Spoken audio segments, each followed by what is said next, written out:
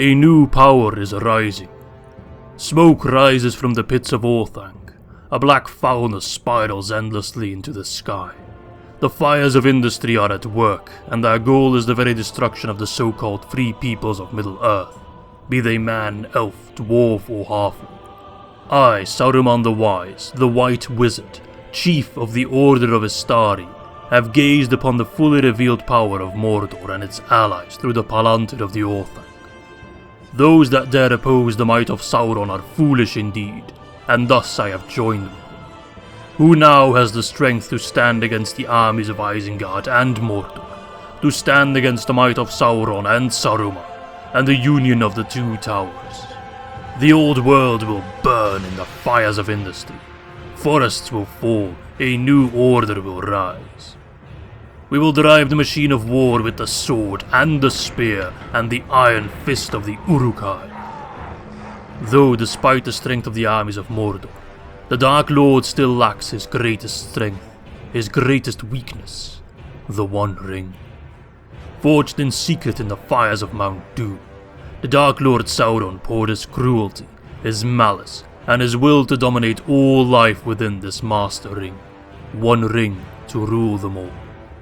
With the destruction of Sauron in the Second Age, the ring passed to Isildur, son of Elendil, and with his death the ring was lost for good. Or at least so I thought, for Gandalf the Grey informed me that the Ring of Power is now in the hands of a halfling of the Shire. Should the ring fall in the hands of the Nine, Sauron will bend all the peoples of Middle-earth to his will. Should the ring, however, come into my possession, regardless of the fate of the halfling, we must prepare for war. My fighting Uruk-hai will be outfitted with the finest steel, the sharpest blades, the stoutest mounts, and the very fire of Orthanc itself. First, the men of Rohan will bow to their new lord. King Theoden is weak and under my spell, though the Hirim are divided and an easy prey to the armies of Isengard. The elves of the Lady Galadriel will no doubt rally to protect him. We will cut them down and burn their precious forest. Then the men of Gondor will swiftly follow. If Sauron has not already invaded the lands of Anorion, we will take down the heirs of Númenor ourselves. The time has come.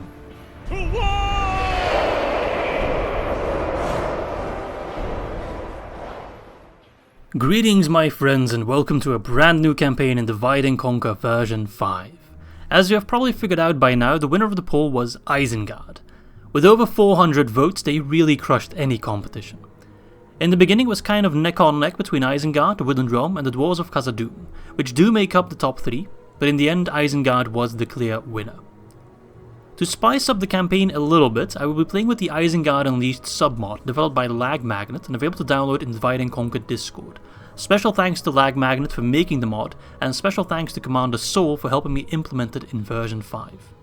I won't go into depth right now with regards to the changes with this submod, we'll figure it all out along the way. However, you've no doubt already spotted some interesting looking units in the intro for this video. To spice up the campaign even more, I will be implementing 3 minor house rules. The first is simply titled the Palantir of Orthanc. As is tradition at this point in my campaigns, possession of the Palantir allows me to toggle Fog of War once every couple turns. For this campaign I will start at a 20 turn cooldown, so we'll toggle Fog of War at turns 20, 40, 60, etc. If we manage to hold 2 Palantir, that becomes every 10 turns, and with 3 Palantir every 5 turns. The second house rule I've titled Ichthyophobia, which translates to a fear of fish. Lord Saruman has the finest hobbit wheat, salted pork and other foods you can get your hands on. However, he has no love for fish. And thus, to showcase this phobia, I am forbidden of getting an alliance with Enedwaith, simply because getting an alliance with both Dunland and Enedwaith makes the game as Isengard incredibly easy. My third and final house rule is titled Find the Halfling. The ring script is an essential part of a fun Isengard campaign. To make things a little bit more difficult, as well as add an extra challenge, I must prioritize the capture of the ring at all costs. As soon as the ring script kicks off, which is around turn 25, I must do everything I can to get the ring as soon as possible. I cannot delay no matter what. Alright, without further ado, it is time to jump in. As always, the first episode of a new campaign offers us a perfect moment to try and break the YouTube algorithm. I am not one to depend on community posts, polls, shorts or any of that bullshit. I simply depend on trying to make quality content. So, if you liked the video, I would very much appreciate it if you could give it a like as well, and go nuts in the comment section. With the poll reaching well over 2,000 votes in total, I'd say 2,000 likes would be absolutely smashing. With that said, I'll see you on the campaign map. Alright my friends, here we are on the campaign map. We only have one settlement to start. We are still in the very kind of early years of the War of the Ring, so we only have Isengard. We have Grima Wormtongue as our diplomat. I don't think we have a spy, no. We start out with, let's see here, Lord Saruman the White, our faction leader. He's a 19-year-old spring chicken. So Maya is very, very, very talented. I think he's one of the best starting generals in the entire game, pretty much. Makes sense as well. He also has a Ring of Power. Very, very cool. Saruman has studied the making of Rings of Power for years. He collected a huge amount of knowledge about them, to the extent that now he's able to make his own. His ring increases resistance and his ability to create wealth. That's quite nice. I'm not sure, I think the +1 acumen kind of represents the ability to create wealth. Very, very cool. We start out with a lot of different units here. We've got some Uruk-hai archers, some Uruk-hai raiders, which are our starting units. And we have units of our quote-unquote post-Barrack event roster, the Uruk-hai infantry. You'll remember those when we played the Dorwinion campaign. 24 defense, 10 attack, a very, very good unit. And Saruman himself has a unit of Guard of the Hand, which is a crossbow / mace unit with 30 defense, 9 melee attack, armor piercing, 12 missile attack, armor piercing, 6 charge, relentless. Fantastic stats all around. Just a very, very, very, very, very good unit. However, seeing as he has no upkeep, seeing as it's a very custom unit, he also has custom voice lines, I'm going to place him in Isengard for the increase in tax. Then let's see, we have an army over here in the fort near Isendran with 1st Captain Lurtz, our faction heir. We are a Teutonic nation, so we do have a faction heir, a faction leader, but we don't have a family tree, as you can tell, because there's no button here. The Teutonic faction basically works with regards to how much command a general has. If Saruman were to die, then the general with the highest command would replace him, and he is also the faction heir. However, Teutonic factions are a little bit bugged, so Lurtz will always get skipped. If Saruman were to die, for example, Ugluk would become the new faction leader, because it always tends to skip the faction heir. I don't know why it does that exactly, but, well, it does. So we got Lurtz over here with an army of Spear Guard, Bane Guard, 2 units that have some different models based on their armor upgrades with the Isengard Unleashed submod from Lag Magnet, so we'll be showcasing those in a little bit, because, spoiler alert, we're definitely going to take Isengard. Uruk-hai Raiders and Uruk-hai Archers, then there's Ugluk over here, who has the same roster, and also the same bodyguard unit. Lurtz and Ugluk both spawn with Berserkers, which is not the standard bodyguard unit for Isengard, but these 2 generals do have them, which is a very, very good unit. 2 hit points, 12 defense skill, 3 armor, because this one has armor upgrades, otherwise they have 0 armor, which is the one that Lurtz has. No shield, so they're quite susceptible to archer fire, but 13 attack, armor piercing, cause fear, just a very spooky, scary, strong unit. Alright, anything else I need to take a peek at before we jump in? Oh yes, the opening messages. Welcome to Divide and Conquer version 5 beta.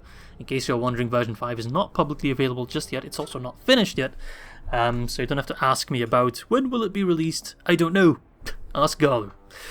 Nothing too crazy that is new with regards to Isengard. The removal of the barracks event will, I think, help us out in the long run. We don't have to wait until a specific turn to get our higher tier units. As long as we have the necessary infrastructure for them, we can train them. We are an orc nation, so we are limited in terms of what we can build. We can go out to a large city, however we cannot get a stronghold. We can only go up to castle in the kind of castle tier of settlements. Anything else that was changed? Let's see here. Well, there is of course the ring script, which gets its own separate message. Let's see.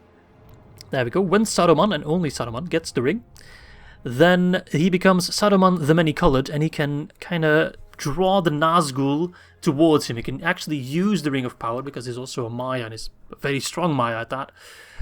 He can use the ring to his own benefit. We can get the Nazgul, and what was changed in version 5 is that the Nazgul now have custom bodyguards based on their backstory, kinda. They used to all have Nazkai, if I'm not mistaken, but now they have a different general based on their backstory, as it is with Mordor as well. However, with the submod Isengard Unleashed, which you'll see more of soon, they get different units as well. So they don't get like Temple Wards, Temple Marksmen, but they get specific Isengard units, special units that aren't in the vanilla base game, or that aren't in Divide and Conquer, I should say, that are specific to the submod. So I'm very excited to showcase those whenever we get them, which will take a little bit. Won't be for this episode, I can tell you that much. Okay, what else have we got? Oh yes, that's also new for Isengard, and that is the End attack, or the Anger of Isengard, or sorry, not Isengard, of Orthanc. No, not Orthanc, of Fangorn. Oh man, first episodes are always a little bit stressy, because I know they're the most popular ones, and most people watch them, and it's always the start of something new, and it always gets me a little bit nervous, so I end up saying stupid shit, and that was a perfect example of that. So kind of the revenge of Fangorn. If we take too many settlements, I think it activates around 8 to 10 settlements, then the Ents will come out of Fangorn and attack us. A tremor has rippled through Fangorn forest, waking the slumbering Ents as it passes like a chill wind. Fangorn's mighty sentinels have felt the disturbance of your relentless industry as it begins to tear down more and more of the trees of Middle-earth. The Ents have ever been the watchful guardians of all that grows in the world and the guidance of the valiant Queen Yavanna. And although Fangorn has not yet been touched by the orcs, not yet, your servants push ever northward and the ancient home of the Ents is in grave danger. Middle-earth's oldest creatures won't stand idly by, and if this heartless felling continues, the Ents may strike Isengard with a wrath never before seen in the lands of Arda. So a bit of a warning there of what might happen if you expand too much, which will happen at some point. Right, let's see. We do not start at war with Rohan just yet. We have our ally Dunland, which we will definitely turn, well, both against Ered and against Rohan. But we don't start at war with them. I'm not sure if Dunland starts at war with Rohan. Yes, they do, actually. Interesting. But we don't. We are still neutral to them, so we'll see what happens there. Anything else I need to take a peek at? Don't think so. What I will do is get Krima to get some trade right with Rohan. I'm not going to jump in a battle at Faldberg right away. I think it's more likely that Rohan will actually attack me, because when you're playing as Isengard, Rohan gets a significant amount of buffs to kind of challenge you, in order so you don't just steamroll them immediately. Oh, right, Isengard. We do have a palantir, as I explained in the house rule earlier, so we can toggle the Fog of War every so often, starting from turn, what did I say, 20, right? Starting from turn 20 and then every 20 turns, so 20, 40, 60, until we get more palantirs, which is likely at Minas Tirith, Barad-dûr. I doubt we'll go as far north as Undertowers. However, those are the 4 palantir that are in game. And also, of course, the Mirror of Galadriel. You could also kind of see that as a palantir, I suppose, in a way, but we're not going to do that. But it gives us a melee weapon bonus right away for troops trained in Isengard. Also, a training cost reduction, which is quite nice, and an increase in tradable goods, just making our trade a little bit better. There we have the Orthanc itself, starting off with 6 free upkeep units, which is really a lot. 4 recruitment slots, also a high amount. And also gives us some special units, namely the Dunlanding Men, as well as the Dunhurt Slayers, and some cavalry as well. And there you go, we can also train our diplomat there. Wonderful. We start off with the barracks, Temple of Melkor, a slave pit, which is where we can get our general, a practice range, a hunting lodge, and upgraded roads already. I think there's a gold resource in Isengard, right? So we want to get mines, because they bring in quite a bit of cash already. However, mines are quite expensive, take a long time, 6 turns. So we're going to start with a building ground to kind of cut that, not in half, but at least a 5th to a 6th. Reduction there in building cost and building time, which is quite nice. Then we'll get the mines afterwards. Let's see. I want to get the Uruk-hai infantry in the fort, because they don't have free upkeep. And then I want to train some new units, and also want to put those guys already in the fort, to be honest. Let's see. You guys go there.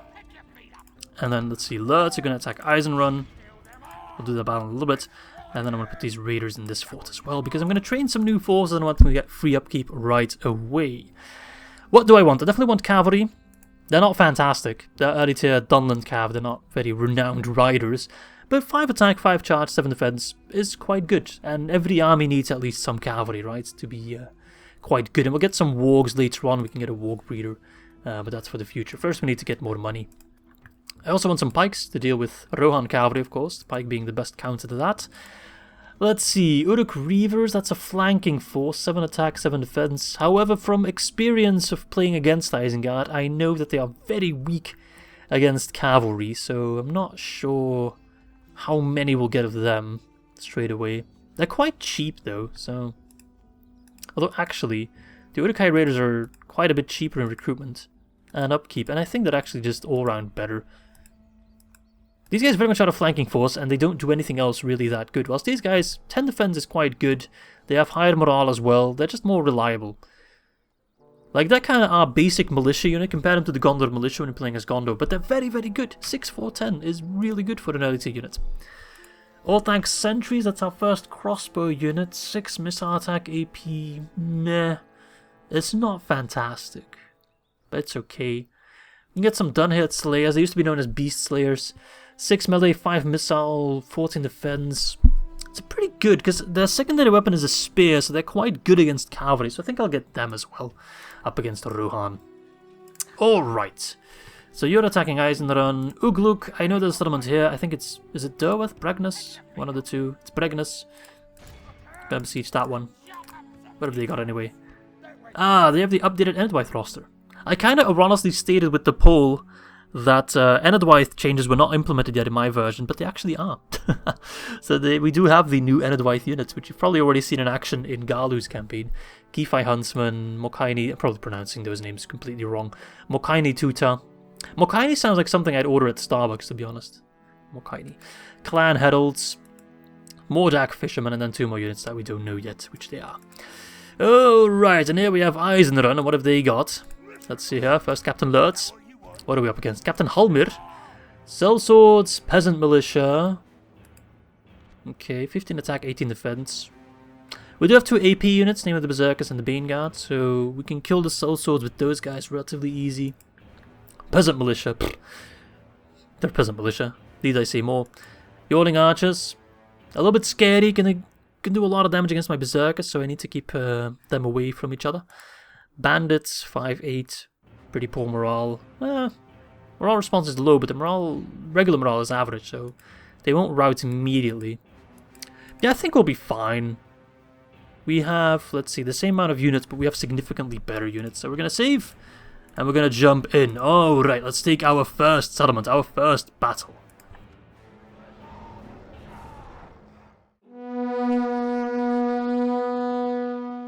Oh, right, here we are, our first battle. Oh, yes. Now, before we start, let's showcase some of these units, eh? That is Lurtz with his unit of Berserkers looking straight out of the movie, ready to take Helm's Deep with their loincloths. Ooh, I love it. They're not even wearing shoes, I never noticed that. Anyway, and here is the custom model for Lurtz as well. I kind of wanted to mod them to be archers, to kind of fit more with Lurtz being an archer. But I decided against it because Uruk-hai archers are definitely a downgrade as opposed to the Berserkers. They are quite good. Let's see, 13 attack, armor piercing, frighten enemy infantry, 2 hit points as well. Their only weakness really... Wait, did I say? Bonus against elephants. Okay, that's a battle I want to see. Could a Berserk unit actually beat a Mumakil? That would be quite hilarious. Maybe we'll see it in action at some point. Anyway, other units. We have the Half-Orc Spear Guard, and they may look a little bit downgraded as opposed to what you're used to seeing. And that's because in Vanilla Divide and Conquer, they don't have a different model, or at least not very significant, it's not very visible, upgrades from one armor tier to the other. Whilst in the submod Isengard Unleashed by Lag Magnet, they look significantly more plain in the early stages, and they get more and more kind of edgy, more and more bulky when we get armor upgrades with masks and skulls on their belts and just all around more badass. Same with the Bane Guard, they will look pretty similar there. Uruk-hai Raiders, I think, look unchanged. They just look very cool in their leather armor. Same with the Uruk-hai Archers, I don't think those were changed in any way whatsoever. Alright, anyway. There is the town of Isendran. I see 1 road, 2 road, 3 road, 4 road. And we have 4 infantry units, so that's perfect. Let us put our archers... is that the best spot to fire? I think it is. There, as well as the... Open Spear Guard. They're going to be like the bulwark, kind of the front line. I want the Raiders to take this... No, I want the Bane Guard to take this side. They're going to flank around and take that road there. I want the Raiders on, let's see, the far side there. I want the Berserkers to be in this corridor here, because those archers aren't going to be able to really fire at us in this street here. They'll be limited by the buildings, so I think that is the safest approach for them. Alright, archers walk up there, maybe spread out. I think my archers are also better than their archers. Let's see, Yawning Archers, 3 missile attack. We have 4. Hey. They might be more accurate though, let's see. Accuracy low, no, we're just as accurate. Peasant Militia up against Berserkers. Those guys will rout. I can already tell you that much. Actually no, let's start by walking. Slow and steady wins the race, eh? Alright, can we already fire on them? We can fire on the Peasant Militia, why not? Get a couple volleys off.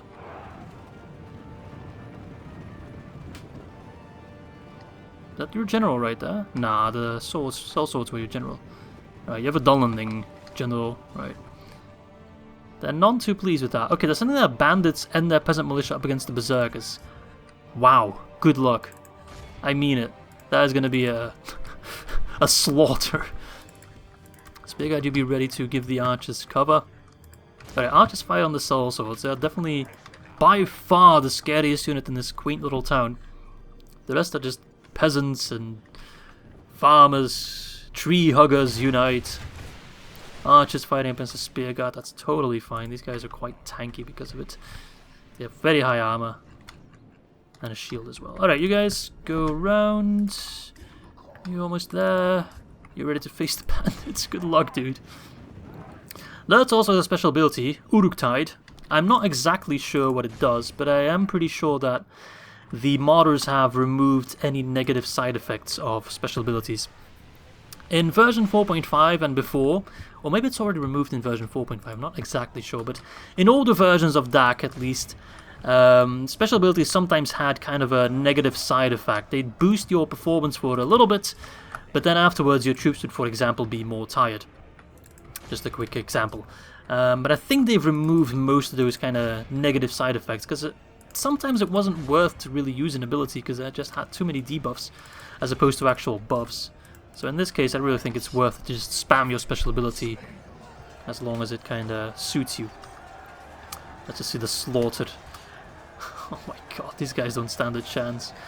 And their buttholes aren't textured. I just noticed that. Although I can't actually... Is this a different model than what the Peasant Militia used to look like? I don't think so. I think Rohan is a largely unchanged faction. And they deserve some love, in my opinion. They should get some changes, but there's that. Wait a second, did Sellswords move out? No, they didn't. Where are they? Oh, they're up against my Raiders. Ooh, that's not great. My Raiders can't win that. Berserkers, can you clean up house real quick? Or Baneguard, one of the 2 AP units. You guys need to finish them up, round them off. You know, get the job done, because those Sellswords are going to destroy my Raiders. It's a good thing it's a pretty narrow corridor, so they can't exactly fight too many at the same time, but that's also kind of a negative side effect here. Where is Lurtz? Make sure he doesn't die already. There he is, okay. It's relatively safe. Kill the Peasant Militia, come on, what's stopping you? Spearguard up against the Yawning Archers. You guys can actually fight on the Sellswords in their back, which is quite nice. They have shields on their back, but they don't actually protect against anything. Victory will be ours. I love it, they just voice pitched the voice lines. They just pitched them lower to represent an orc. I do it too when I do my attempt at a Saruman impression, which I'm no Christopher Lee, I think we all know that. But I try. Alright boys, looks like meat's back on the menu. That's probably a line I'll say with every single battle. You'll be so tired of it by the end of this campaign. Alright, Berserkers. Not really seeing too much. You've killed a lot, but I feel like they had 150 before as well. Let's do another Uruk-tide. Just so you know I'm serious. Lurtz, you're a little bit in the thick of it, but you're up against the Peasant. If you were to die against the Peasant, I wouldn't even be mad. Nah, I'm kidding, I would be very mad, but at the same time I wouldn't be mourning you, because that just kind of means you were a throwaway unit anyway. Alright, Sellswords. Need to kill those bandits quicker. I mean, the Uruk-tide Raiders, out of all the units I have, they're one of the more expendable ones, because I can actually already retrain them, as opposed to the Half-Orcs and the Berserkers, which I can't train at the moment, so they are a little bit more important to me. We're killing them relatively easily, it's just, yeah, those Sellswords. They're killing rather quickly, so... Come on, you guys are going to get through a lot quicker. Maybe I should already push a little bit more aggressive. Come on, why are you not running? It says you're walking. Like, get more in the thick of it.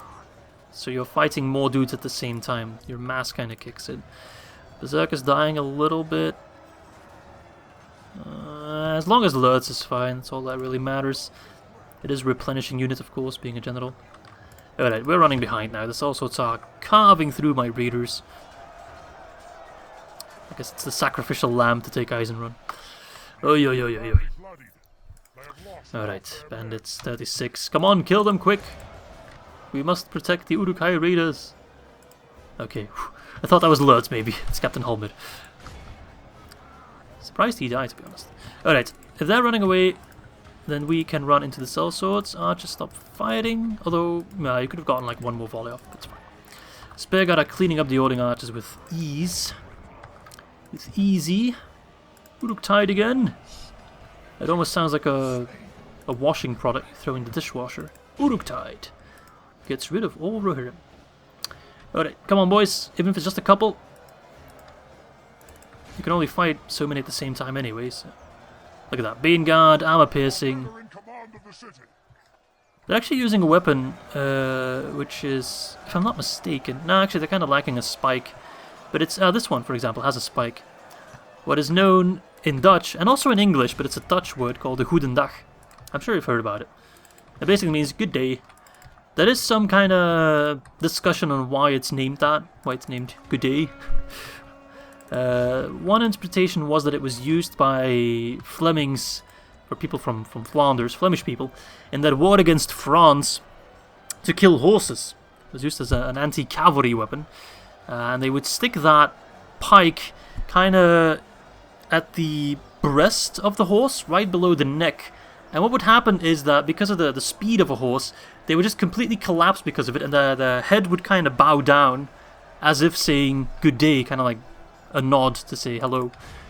That's one interpretation. Other interpretation is just that we Flemish people are so unfriendly that if we say hello, we just kind of beat someone's brains in. That's also a way to put it, I would guess. But hey. Alright, being got up against also, you should be able to mop them up, even though the raiders are... Well, they got raided themselves, pretty much. That's okay. The other units are still relatively healthy. These guys are already celebrating. Look at them. They're having a good time. Having a very good time. How about you guys mop up some peasant militia before they get their morale back, which is probably already too late. Yep. It's fine. We can kill them. We are much stronger than them. Alright, lads. Good to see you're alive. Not that I expected anything else. Although I really should check how many... I should pay more attention to retinue and ancillaries. I don't pay enough attention to that in, well, any of my campaigns, really. I know, because some of you guys might already be worried, I know that in order to kick off the One Ring script, which we'll talk about soon enough, we need to make sure that Saruman takes the One Ring, and he doesn't have 7 or more ancillaries. So I'm aware of that, don't worry about that. I think I should actually use Lurtz to flank around like that to go after the sellswords. They're going to try to kick away my Bane Guard. They're actually doing surprisingly well against my Bane Guard. Sellswords are such an incredibly good unit. Even against AP, which is their one weakness, they just destroy us. Right, get rid of those peasants so you can form an extra front line. Come on.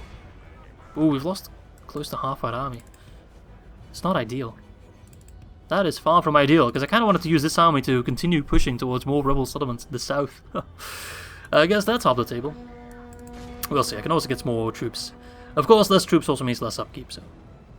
It's not a matter of getting the troops, because we can train new ones already relatively quickly. There we go, and they are routing. And we caught down most of them. There we go, 3, 2, 1, dead. And then 2 more peasants. Kill them, please. And there we go! Isengran is ours! Huzzah! Our first win. 353, oof, 44%. So we healed a couple, but we lost more than I would have liked. We killed a lot as well. It's just the Uruk-hai raiders got destroyed. That's probably the most significant portion of the lads that we lost. But alright, we've taken Isengran, our first settlement. Pretty damn good. We've doubled our total amount of settlements, so that's quite nice. Very nice. Get out of here, rebel scum. Now let's occupy the settlement. Yes. Alright, let's see. 401 population. Let's put that on low tax rate so we grow quite a bit quicker, because I want to get walls as quickly as possible. 1.2k will still take a while. Let's see. Culture, 40%. They actually have Gondorian buildings here. Never noticed that. Interesting. Let us get a building around that to speed up everything else. Let's see. You're besieging Beregnas. I actually should have moved you later, because Ugluk spawns in Isendran, so I could have put a watchtower and then moved him. Damn, I'm not min-maxing my plays at all. Screwed up already. Okay, I think that's all for this turn, right? Let's see what our special ability does. 3 charges, plus 100% own army combat effectiveness. Okay, plus 250 own army fatigue. So that makes him more tired, so that's still a negative, right? Minus 750 own army fatigue, temporary. Wait, so it increases it and then it reduces it. Okay, rallies own routing troops, firm. Okay. That means nothing to me. Sanguinary, okay. Lurtz's bow, what does that do? Plus 1 command ambushing, plus 1 command. Very nice. Uruk-hai champion. Nice. Alright, very low supplies. What does that mean? Army supplies are very low. Rationing is having greater effect on troop morale. Oh, how do you increase that actually? Oh, probably because there's no roads, I assume. I think that plays a role. We'll get roads as soon as we finish the building ground. Don't worry about that, Mr. Lurtz. Okay, I think that is all for this turn. Am I making money? No, I'm losing money. I guess I can put the more expensive guys over here. Uruk-hai There we go. We're actually making money. Look at that. Beautiful. Okay, Pregnas. Are we building siege equipment there? Yes, we are. Okay, let's press the end turn. Oh, right. Oh my god. I'm sorry if I come off a little nervous, I must admit. First episodes are always more nerve-wracking because more people watch it and I don't want to screw up at all, and I probably end up screwing up a little bit, but hey, there we go. But the biggest threat for us right now is of course Rohan. And you might be thinking, oh, Rohan is a very easy faction. Whenever I play Divide and Conquer, Rohan always gets crushed by the Isengard AI, so why would this be any different when you're playing as Isengard? Because surely a human player is much smarter than an AI player. And that's absolutely true. However, Rohan gets a significant amount of bonuses when you're playing as Isengard. They get more troops, just stronger garrisons all around. Of course, just being AI, they can never go into debt. They always have a standard amount of money. They can never go below... oh, hello, rebels. So it's not that straightforward, unfortunately. And also, a significant bonus that the AI gets that I won't be using is, of course, that they are much, much stronger in auto-resolve, but I won't be auto-resolving at all. Unless really tiny battles. And I'm going to pull back those troops to Isendran in case those rebels try anything. Maybe I should just meet them on the battlefield and kill them real quick. There is a settlement here that I'd love to take, but I don't want to leave Isendran undefended, because that is the trigger for Rohan to go after me. Tough. Alright, anyway. Dundunding Pikemen and Uruk-hai Raiders, you get free upkeep, you can stay there. Let's get some extra archers, they're quite nice. Do I want Orthanc sentries? I don't know, we're not really facing any high armored foes, right? Rohan is not really known for their armor. Spearmen maybe against Cav, but 3 attack is just... They're very cheap though, like, incredibly cheap. Both in recruitment and upkeep, so maybe I'll get one of them.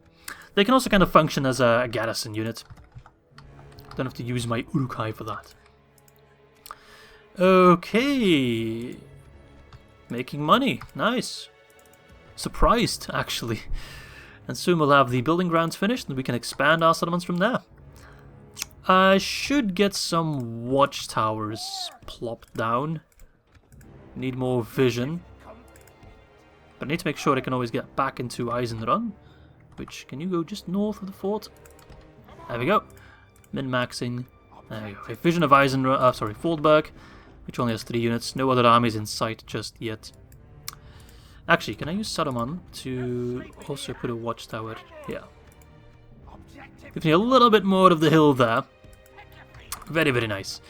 Right. Let's press the end turn again.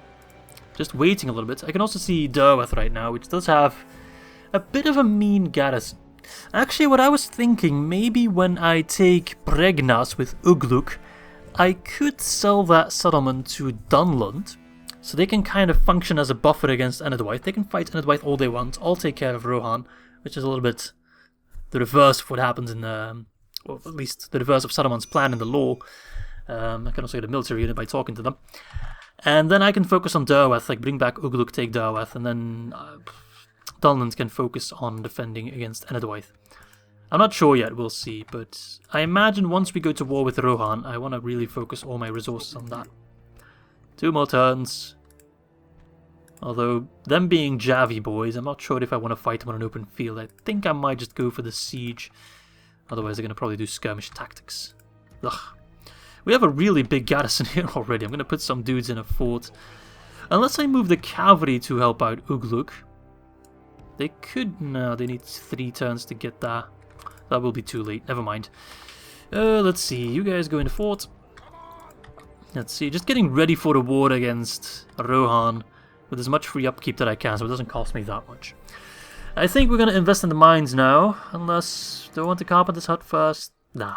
I want the mines now. Can I get more pikey boys? No, no. It's going to take a little bit.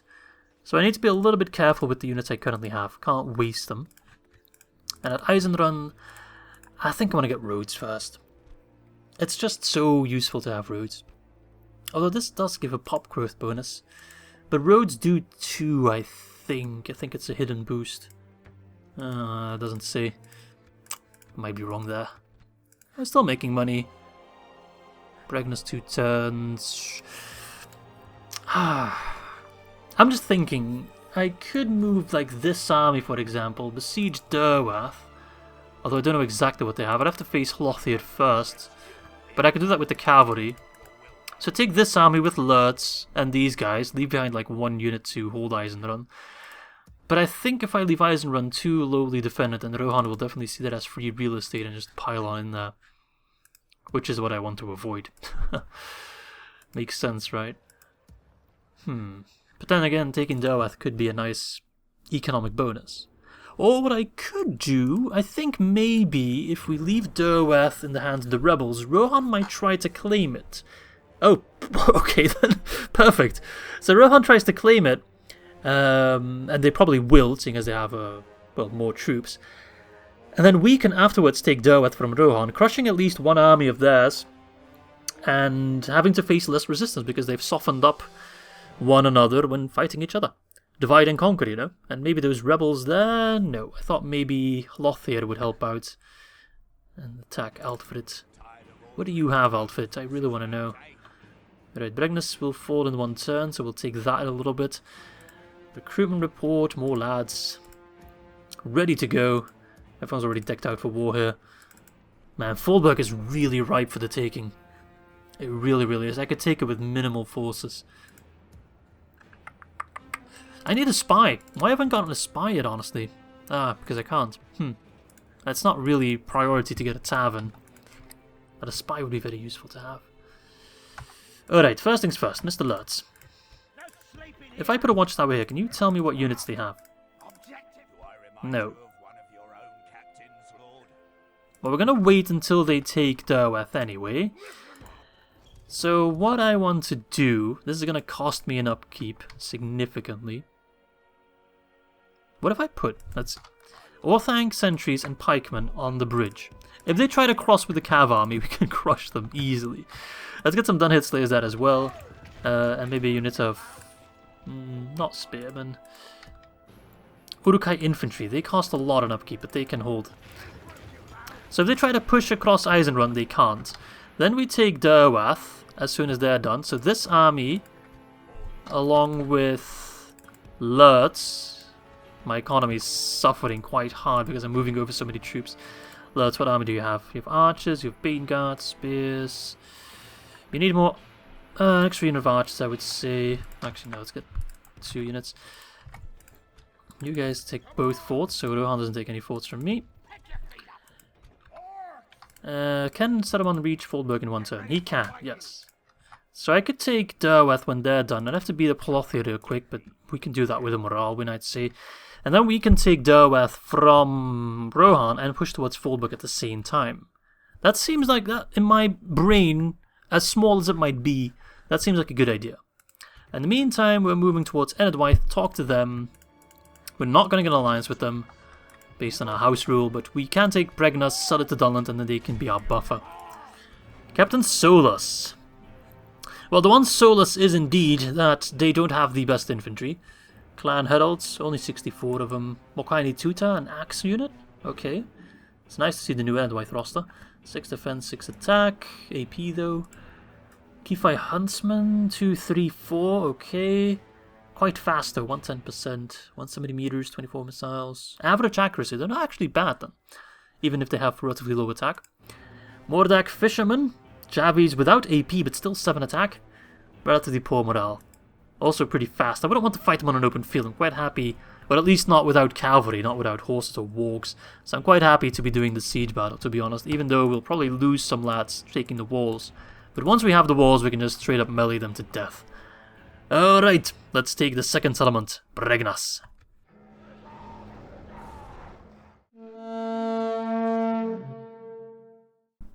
Okie dokie. Actually, I was expecting a different settlement.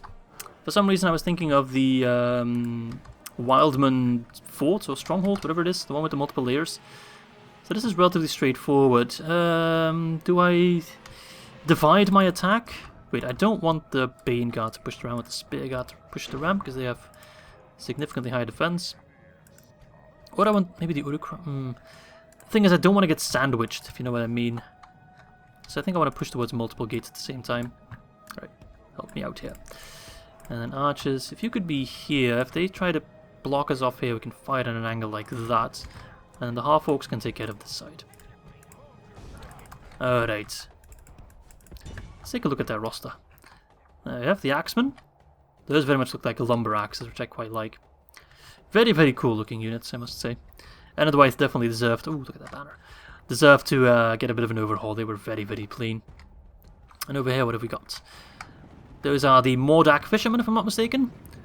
The Kifai Huntsman and the Clan Heralds in there as well. So they only have their infantry over here then. Oh, interesting. I'm sure you guys can fight on them when you're like over here. Alright, if they're not going to try to hold us at the walls, this is going to be an easy fight. I don't want to have the Mokaini 2 up against the Spear Guard because of their AP. The Bane Guard, however, I would be less fussed about. But preferably, the archers can fight on them. Yeah, see, you can. Why were you telling me you couldn't? You can't with that attitude, but if you just try a little harder... Ooh, and those guys have like no armor whatsoever. I also love the look of their banner guards there. Very, very cool. Although this guy's wrist is definitely broken. That is not a comfortable way. It looks better from the side, but like from the front, it was highly uncomfortable. Hello there. You ready to give me a warm welcome when I grond down your gate? Grond. Grond. Grond. It's very awkward.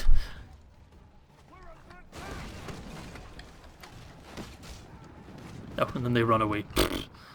What's wrong with you guys? I'm gonna wait a little bit longer. Oh, and these guys, look at that. The Berserkers with the armor upgrade. That is customary to Lag Magnet for the Isengard Unleashed submod upgrade. That is not how they regularly look. The upgrade Berserkers normally look like Nazkai. They have kind of the more polished plate mail, as you see with the banner carry, for example. But the Berserkers now look more like the Bane Guard. They look significantly more like Fallout New Vegas. Very much more cruel, more brutal, less refined, which is exactly the way I would envision the Berserkers to look like. Oh, hello, Kifei Huntsman. Are you gonna like do some bullshit skirmish maneuvering on me? Why are you outside the settlement? Are you trying to get inside? But they are significantly faster than me, so I'm not sure if I want to do this chase. If we could just catch up to them, well, yeah, it's hopeless. Which is exactly why I wanted to fight them inside the settlement, so I'm not sure why they're coming outside. I don't like that. Is anyone else outside? No? Just you? Alright, we need to get the hell in there. Spear up against Mokaini Tuta is not what I want, but those guys are so weakened at this point. Yeah, we're gonna run. Oh! Can we catch them? No. They want to get inside, but they're stuck on skirmish mode, and they're throwing their javelins with laser precision. Oh my lord. Alright, fuck off. We're just going inside them. Sorry, pardon my French. I just don't like playing against skirmish units, so I just blurted out an F word. I should not have. They're not firing at me, though. They're just stuck in skirmish mode. So they keep on trying to, well, skirmish. If I get my archers to fire that, it can do a lot of damage. Right, you guys gromp down that gate as well, berserkers. Be ready to go. Oh, you look so fantastic. You really look like straight out of Mad Max or something. Fantastic. Now, if that's going to go back and forth, then that's fine. In Dutch, we call that asbeden, which means to polar bear. I don't know why, but if you're just like pacing back and forth, kind of like thinking in yourself, just like, you know what I'm talking about, right?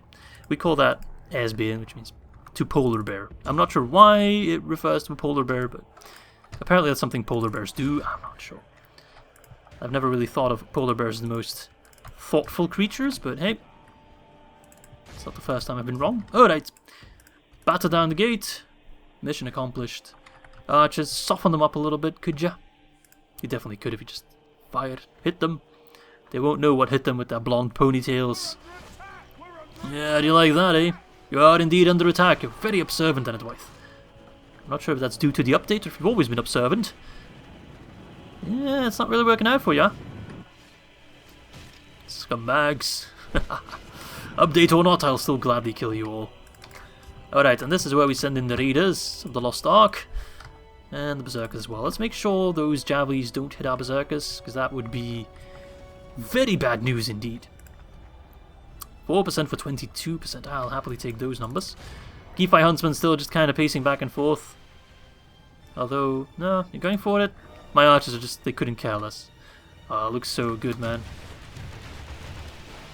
It looks so cool. I like the look of their bows as well, with like the kind of blades on top of it as well. So you can effectively push away an enemy if you really want to. Though not all of them have that. It's a bit of a deviation there. Very cool. I kind of love that when they have like different deviations based on, you know, not every guy looks like a blonde ponytail, for example. You got brown ponytails and black ponytails. And maybe even some ginger ponytails as well. Could you imagine that? I like that. Because in the battlefield, not everyone's going to look the same. Unless, of course, you're like Rune or Gondor, then you'd have like official uniforms, and they are indeed, as the name would infer, uniform. But these guys, they would just have different kinds of armor, different kinds of scraps and bits and bobs thrown together. And those javelins are really raining hell down upon me, which is very, very annoying. But my raiders are elite. I know, a raider is never late. He arrives precisely when he means to, but I mean for him to arrive a little bit sooner. And again, at least they can't skirmish. I mean, they can skirmish all the way up to that, and then they get cut down anyway, so... It's working out, it's working out. Alright, run up that. Speed it up a little bit. Ugluk, get your Mad Max boys ready to go.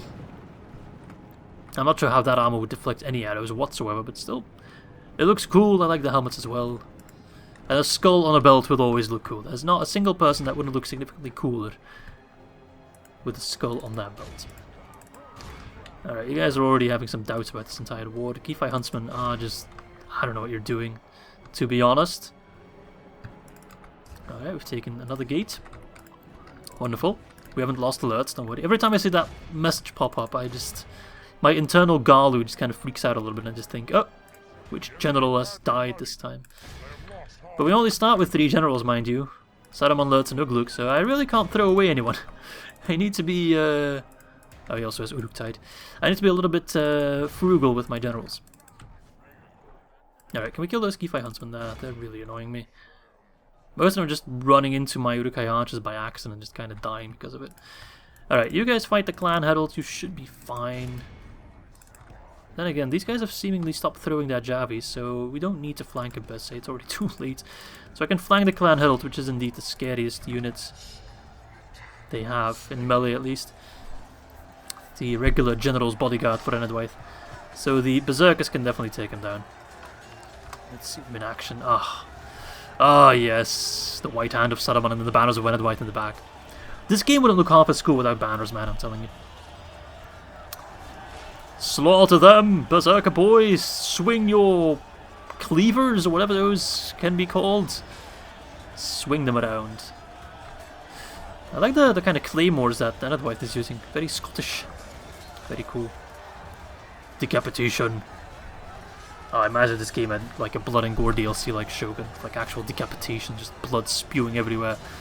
Fighting in the snow, you just have like blood everywhere, just draining away. Oh, stop! I can only get so erect. Right, my open spear guard are suffering hard because they're up against Makaini Tuta, which is kind of to be expected. That's okay.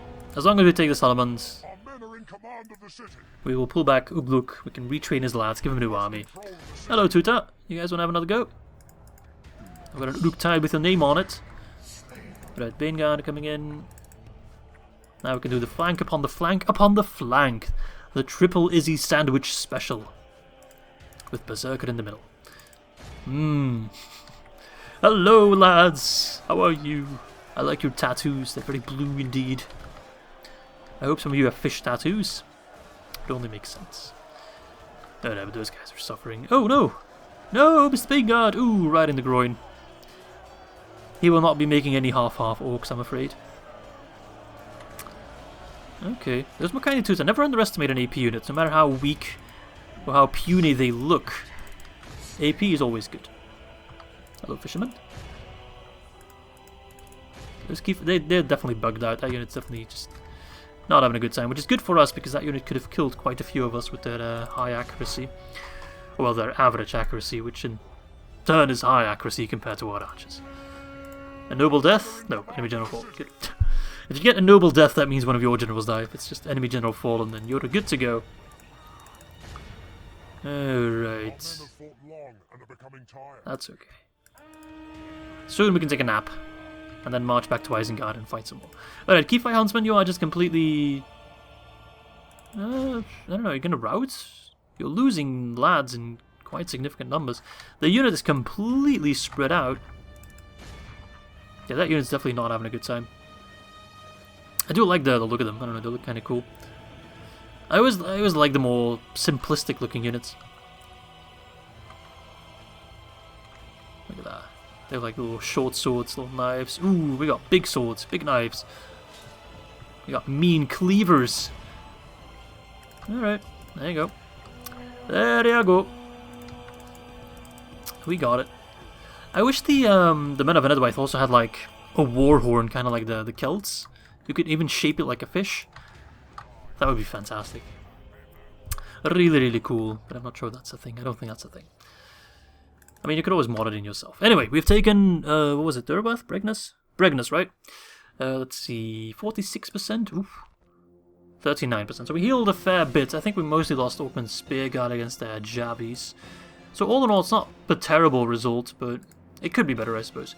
402 by the Uruk-hai archers. That is impressive. Damn. I never expected the archers to get the most, but there you go. Ugluk himself killing 160 whilst losing only 3, so even the smallest armor upgrade does make a significant difference there. Alright, Bregnus is now our second settlement. And with second settlement, of course, mean our second conquered settlement, which makes our third in total. Let's occupy it for now. Chopping block. What about their legs? They don't need those. And then Ugluk says, they are not for eating. Alright, is it the other way around? I think it's the other way around. Okie dokie. Am I gonna build something here? I don't know. Ooh, we need 5k to put it to the next level. It does have walls, but I don't know. I think if I hold Bregnus, Ered is gonna see that as an open invitation to attack me, which I'm not in the mood for. We'll see. Okay, so we'll sell it off to Dunland as soon as Grima's done talking to Ered. Then they will be a barrier. We can pull. Maybe we can already pull back the force. Although no, I don't want to leave it. No, you know what? I'll pull you guys to the fort. Oh, hello there. I won't pull you back to the fort. Good thing I didn't give the automatic order there.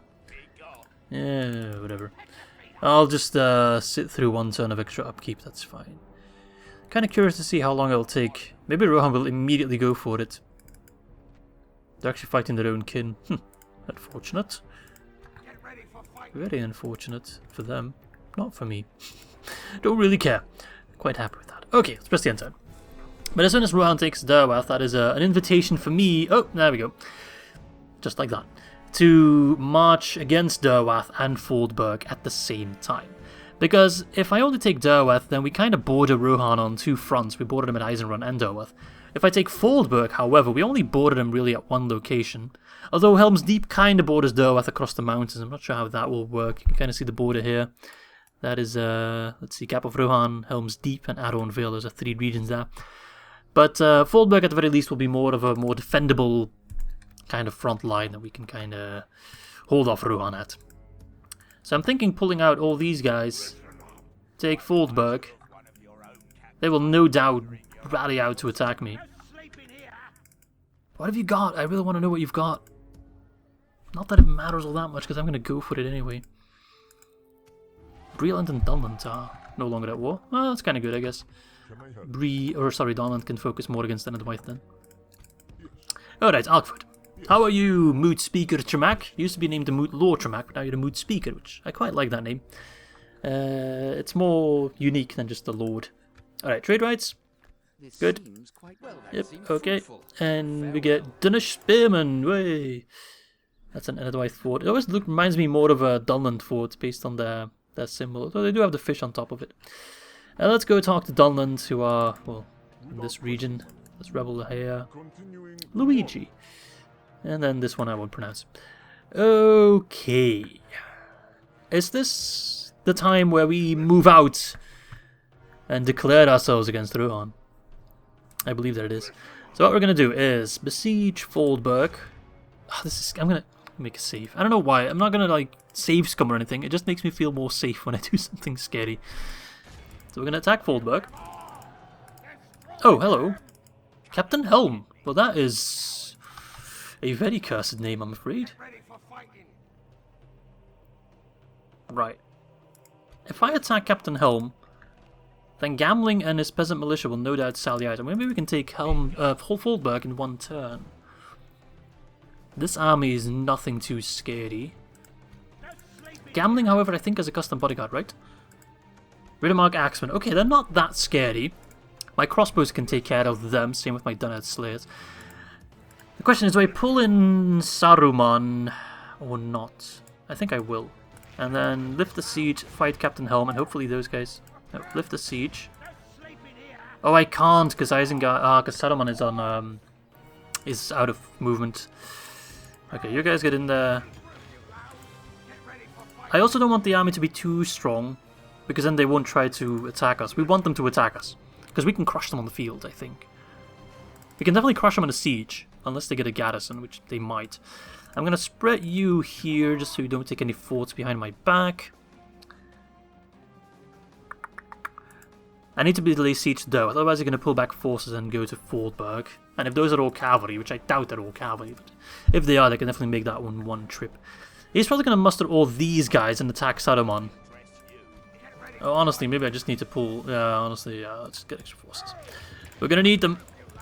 Ah, oh, fuck, Captain Bolg, you're out of position. Whatever. I'm going to lose so much money. Hey, I'm actually still neutral. As soon as I pull these guys out, however, I'm going to lose so much money. Alright, do I take care of these rebels first? I think I will, just because that is an easy army to kill.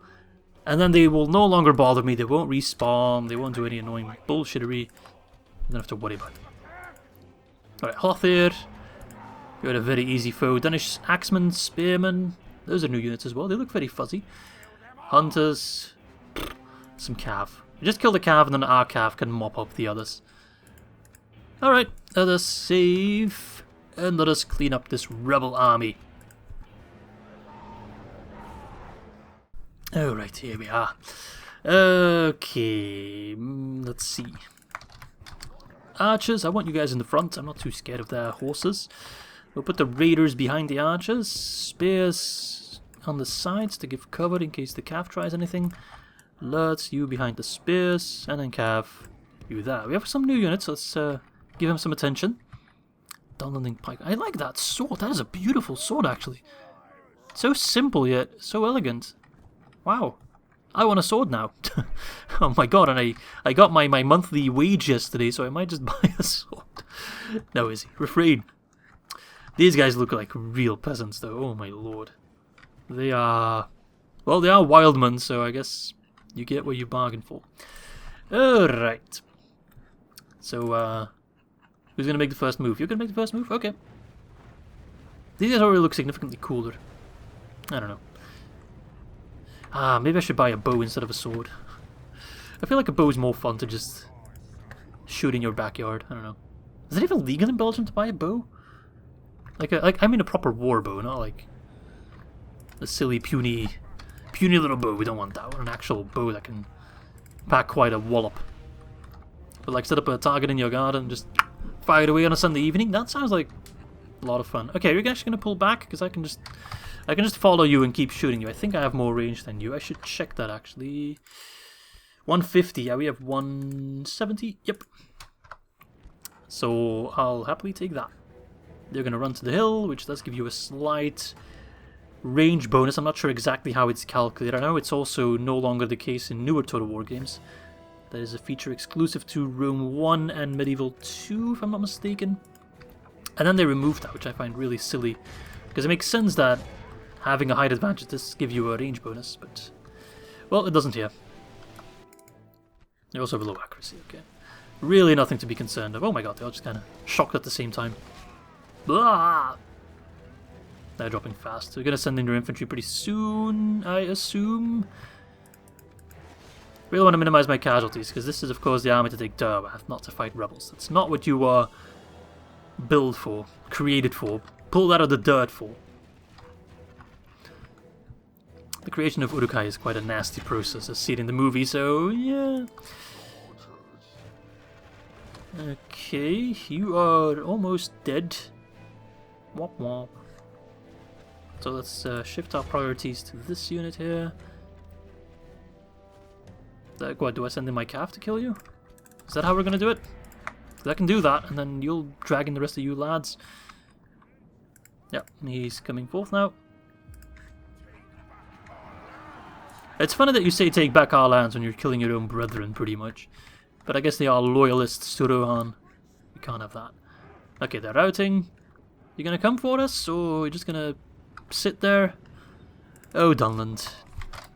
Oh, Dunland, never change. Alright, let's move a little bit forward so we can shoot that. Spears. Let's run, because they're running as well. There we go, should be in range now. Cav move wide. Spear gun, get ready to counter that cavalry. Uruk-hai, attack! Let's go! Let's get in there. Get your cleaver dirty. You know you love it. Alright, fight on their horses. Screw their horses. Oh yes, the Minas Morgul music. Alright, Axeman. Spearman against Axeman is not a good battle, but we have cavalry, so... With cavalry, you win everything. 4%, that's fine. If we can keep it at 4%, or something along those numbers, then that's absolutely fine. Those guys will rout, right? Yeah, come on. Hlothed is already dead. Everyone's gonna rout. Spear got up against Stumbling Horseman should be an easy win as well. Archer stop firing. I have a bit of a reputation for friendly fire, but there we go, already won. I don't need to care about the percentage, seeing as they're rebels. 51, I can live with that. 3%, that's absolutely fine. I'll still have more than enough lads to take Dervanth, and I don't have to worry about this army just biting me in the ass at some point. Alright, very nice archers. Wow, Uruk-hai archers are really, really, really good for a tier 1 arch, I must say. And there we have it. You are dead. Wonderful, wonderful. Alright, let's besiege Dervanth and let's see what they have in store for us.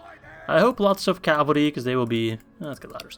They will be quite useless in a siege. Oh, are you kidding me, Rohan? What is this army composition? That's not a Rohan army at all. That's all infantry and archers. Helmingers? You can't even train those. I think this is one of the armies that Rohan just starts out with.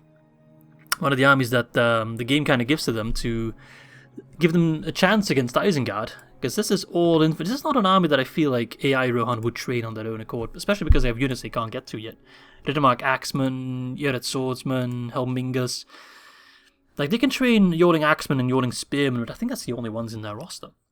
So, if we take down this army, we actually have a cavalry advantage as Isengard against Rohan. I never thought I'd see the day.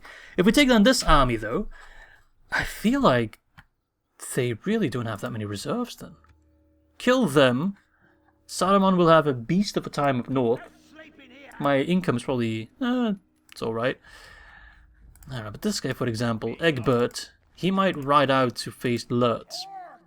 But I'm quite pleased with this army, to be honest. I feel like I can take down an army like this with relative ease, especially with the cavalry, unless this is all cavalry, for example. And he needs to do something about us taking Faldberg, or he's going to suffer because of it quite hard.